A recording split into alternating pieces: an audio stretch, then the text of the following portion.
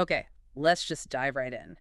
We're starting today with a story that honestly sounds like a joke, Right. but it's actually this perfect illustration of how old, kind of bizarre norms can just stick around and get in the way of reality. We're talking about nurse Jessica Anderson. And her run in the 2019 London Marathon. So Jessica Anderson ran this marathon, set a brilliant time, and she was aiming for the Guinness World Record for the fastest marathon in a nurse's uniform. And she did it.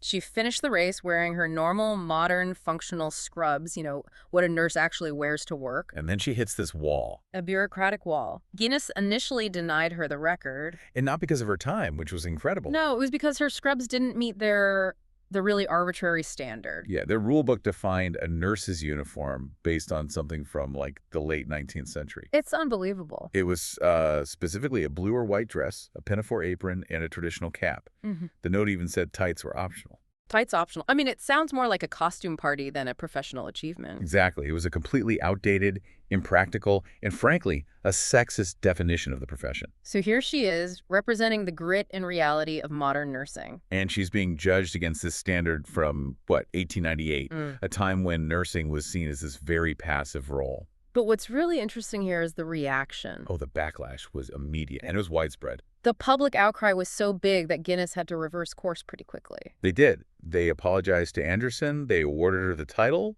and they publicly said they needed to review all their rules to address, equity and modern realities. And that clash, right, between reality and these arbitrary, outdated rules, that's exactly what we're digging into today. Our mission is to really understand how these invisible gender expectations, from dress codes to pay to safety, just profoundly influence the modern workplace. We're unpacking the hidden structures that guide how we all behave at work and even how society perceives labor itself. Right. So if we look at this through a sociological lens, the workplace is a huge agent of socialization. It's arguably one of the most powerful ones we experience. It doesn't just hire you. It's an institution that actively shapes your behavior. It tells you what to wear, how to talk. And it subtly reinforces which jobs are seen as masculine and which are feminine. That reinforcement creates these automatic images, doesn't it? You hear nurse, you picture a woman. Most people do. You hear doctor, the default image, even today, still kind of leans toward a man. And this steering is explained by something sociologists call the dual labor market theory. Okay, so let's break that down. It's a crucial theory. It basically explains how discrimination and power dynamics create two separate economic sectors. Okay, so two sectors. The first one is the primary sector. Exactly, the primary sector. These are your high-value jobs. They need formal education, have better benefits, more stability. Think business, finance, skilled trades. And historically, these have been held and really controlled by men. Right. And these jobs are even subdivided. You have the high-status, white-collar jobs, managerial roles, things needing advanced degrees. And then you have the better-paid blue-collar jobs, which used to just mean manual labor, but now can mean any well-paid hourly work, often with union benefits. Correct. And then on the other side, you have the secondary sector. These are the lower-value jobs. Lower value, service-based, often short-term. The pay is lower, benefits are fewer, there's less stability. And this is where we typically see women and often migrant workers. And within that secondary sector, we find what are called pink-collar jobs. Right, these are jobs tied to traditional women's work. Yes, service or care roles, secretaries, elementary school teachers, nurses, hugely important work, but historically undervalued and underpaid. And there's a newer term we can mention. Right. It's important to bring in the term purple-collar workers. This refers to transgender workers who are employed across almost all industries. So it acknowledges their presence across the whole labor spectrum and the unique challenges they face no matter the sector. It's just wild how these historical norms persist. I mean, we don't have laws anymore that bar women from working. No, but the weight of that history is heavy. It really is. It wasn't that long ago, 1873, the Supreme Court actually prohibited women from practicing law. And their reasoning was that a woman's primary duty was to motherhood and wife.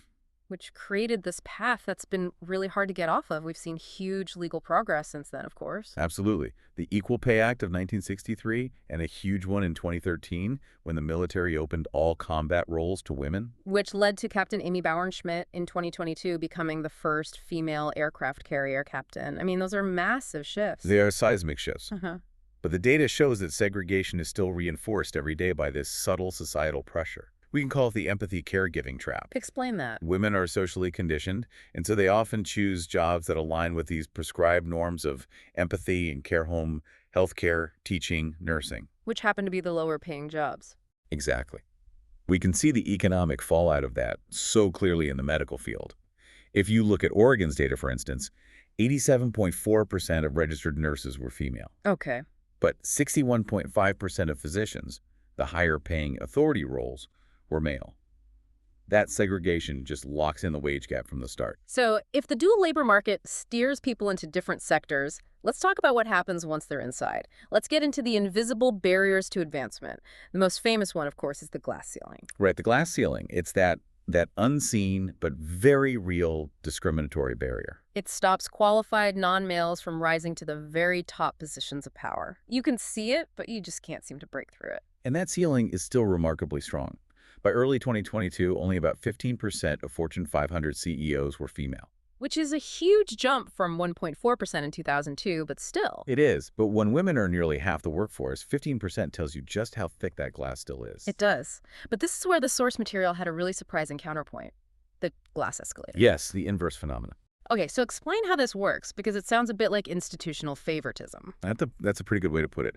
The glass escalator refers to the quick and often unearned professional ascent of men in fields dominated by women. So men in female jobs get a fast track up. A perfect example is nursing.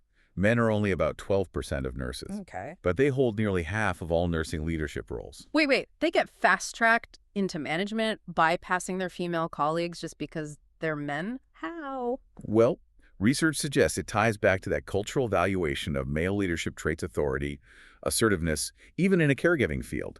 They're often seen as natural leaders and steered toward admin roles. So it's the same old stereotypes at play. Exactly. And it's important to say this escalator mostly benefits white men. Men of color in those same fields often face the very same barriers that women do. So men get an escalator up, women hit a ceiling trying to climb. It's a recipe for frustration. And for the few women who do reach those top levels, there's another even more dangerous barrier, the glass cliff. The glass cliff is particularly insidious. This is where women are intentionally promoted into high-risk leadership jobs. High risk how? Usually when a company is already struggling, and failure is, frankly, pretty likely. Oh, wow. So they're set up to fail. They are. Right. And when the company fails, as expected, it just reinforces the stereotype that women aren't good leaders. That's terrible. And of course, if you can't even get near the escalator or the cliff, many people are just stuck on the sticky floor. The sticky floor, a great term for those low-paying, unstable entry-level or admin positions. Jobs held disproportionately by women and minorities. Yes, where advancement is extremely difficult. Yeah. If you're trapped in these roles without formal education or financial stability, you can be stuck for decades. And none of these barriers exist in a vacuum. We have to talk about intersectional challenges. Absolutely. For someone like a black woman who's also a single head of household, these barriers just pile on top of each other. She's dealing with sexism, racism, income disparity. And discrimination based on her parental status all at once. And that struggle translates directly into money.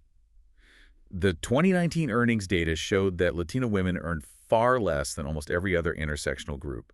It really highlights the compounding effect. So even while you're navigating all of this, the sticky floor, the glass ceiling, you're also dealing with gendered expectations about how you present yourself. Oh, completely. How you speak, what you wear. Let's start with voice. Okay, so the professional world basically equates authority with lower, deeper tones, which are typically male, right? Yeah. So higher pitched or softer, more feminine tones are often perceived, unfairly, as less commanding, or even too soothing, which can really impact a woman's leadership perception in a meeting. It's a built-in bias. And then there's attire. The dark suit, the tie, that's still the default for professional. It is. So if you wear what's seen as stereotypically female pastel colors, flowery patterns, you risk being seen as less serious. Less committed, less reliable. Which is why we see so many women and non-binary workers actively changing their presentation to mirror men's styles, just to be taken seriously. And for black women, there's the added, very specific discrimination based on natural hair. Yes, which has historically been used to deny jobs and promotions. Thankfully, there's been some legal movement there. The Crown Act passed in the House in 2022 to prohibit that kind of discrimination. Which is a huge step. But for transgender workers, these challenges are magnified. A 2015 survey showed that 53% of trans workers reported hiding their identity to avoid discrimination. And they're facing issues like the lack of gender-neutral bathrooms or people purposefully using incorrect pronouns. It's a constant battle. The list of challenges is just staggering. But maybe the biggest invisible barrier, the one with the most economic fallout for women, happens after the paid workday ends. The second shift. The second shift, the unpaid household duties. Cleaning, cooking, childcare, that start the minute you get home. And this double burden leads directly to what we call role conflict. Which is when you have these competing, incompatible expectations from all your different roles: employee, mother, daughter, caregiver. You can't meet the demands of one without failing at another. And this burden is globally unequal. Massively so. One study on the 2020 pandemic found that women worldwide took on an extra 173 hours of unpaid childcare. Okay, 173 hours. What was it for men? Just 59 additional hours. Wow, that difference is enormous. It basically explains why the pay and promotion gaps persist. Right. Who has time to work on that extra project or get another degree when you're juggling 173 more hours of unpaid work? And on top of that, we have the sandwich generation. Yes, people, still overwhelmingly women, who are caring for their own kids and their aging parents at the same time. It's a triple burden. And it has huge financial and emotional costs. The source material notes that female caregivers are twice as likely to suffer from depression or anxiety. And the financial cost of care itself is just an overwhelming barrier. It's not a family problem, it's an economic crisis. The government says care should cost no more than 7% of a family's income. But the reality is, The reality is crushing. In a state like Oregon, infant care for one child can eat up 22.2% of a median family's income. 22%. That really puts it in perspective. How can anyone achieve stability when a fifth of their income is just gone? They can't. And all of these things, the glass cliff, the second shift, the cost of care, they all funnel down into one huge systemic problem: the gender pay gap. And the numbers are still pretty sobering. Overall, as of 2022, women make about 82 cents for every dollar men make. And when you apply that intersectional lens, the gap gets even wider.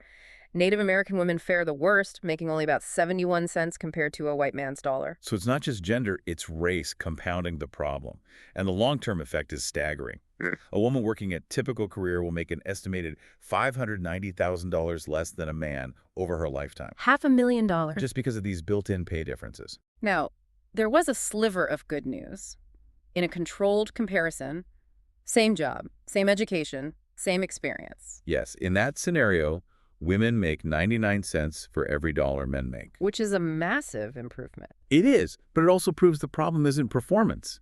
It's access, opportunity, and career breaks, all the things affected by the second shift and glass barriers. And as one report said, the gap is closing, but at a glacial speed. Okay, we have to pivot here and acknowledge where the system just completely fails to provide safety. We need to talk about the sex work industry. Right. It's an industry that faces just extraordinary risk because of stigma and, illegality. Violence is often unreported. Exactly, and it's quantifiable. One study suggested that globally, sex workers have a 45 to 75% chance of experiencing sexual violence on the job. And those risks are not the same for everyone in the industry. There's what's been called the hierarchy pyramid. That's right. At the top, you have online performers with no physical contact, less interaction with law enforcement, so there's a layer of safety. But at the bottom Are street prostitutes with high physical contact and frequent law enforcement interaction. They face the highest risks of violence, exploitation, and substance abuse. It's a clear hierarchy of risk. And violence isn't always immediate or interpersonal, is it? There's also systemic violence built into our society. This is where we define structural violence, pervasive inequalities that are built into the very fabric of society, political, economic, legal systems that harm certain groups. A clear example being the disproportionately high incarceration rates of Black males, which just devastates their long-term economic prospects. Precisely. And then there's a slower, more grinding type of harm called slow violence. So this happens gradually over time. Yes, like living in a food desert without access to healthy food. The damage just builds up over a lifetime, hurting your health and your income potential. The Flint water crisis from 2014 is a perfect tragic example of this. A textbook example of slow violence. The community was 57% Black, 41% below the poverty line. These residents just didn't have the resources to move or to escape the toxic water. It shows how economic inequality is in itself a form of chronic violence. So after all this, what does it all mean for the modern worker? I mean, we've seen incredible social change. Nurse Anderson won her title. Women are now earning more bachelor's degrees than men. And we are seeing concrete efforts to address this. DEI programs, movements to get girls into STEM fields, even a cultural shift where stay-at-home fathers are more accepted and celebrated. But that core tension is still there, isn't it? Discrimination based on appearance and identity is still happening. And the crushing burden of the second shift in caregiving roles continues outside of work. Structural factors are still hammering the economic stability of women and minorities. So the workforce is adapting, but the old systems are just slow to dissolve. They are. And to end our deep dive, let's circle back to a remedy that was identified in the source material, one that's common in almost every other developed nation. If we really want to dissolve these gendered barriers and role conflicts for all workers, not just women, one crucial systemic change would be the implementation of federal parental leave. A policy that treats caregiving as an essential shared responsibility. Instead of a hidden secondary job that's assigned to just one gender. Something for you to think about as you look at the hidden structures in your own workplace.